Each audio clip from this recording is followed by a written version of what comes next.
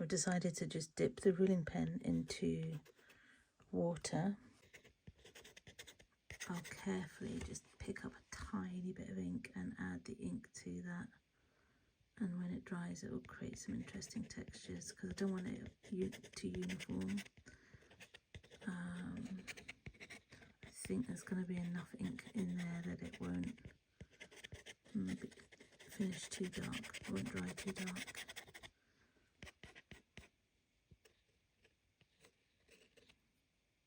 But you can always dip the pen in some more water, or obviously if you want it darker,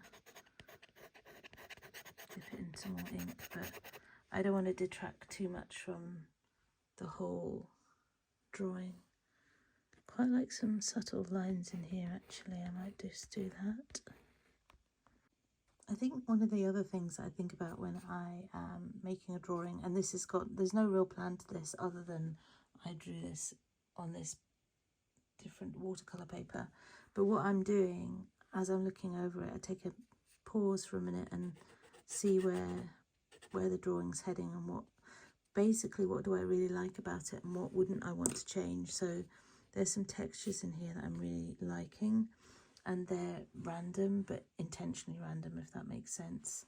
And if I were to overthink it or overwork it too much, then I would lose some of those textures. And it's just nice to just kind of, I don't know, I think the more you practice and the more you do it, the more you're able to kind of allow for those to happen and not feel like they're messy, if that makes sense. I really like how I deliberately splattered some inky water on here, and I like how it's dried. I really like the textures, and we've got ink and then we've got charcoal, and I really like the shading in here.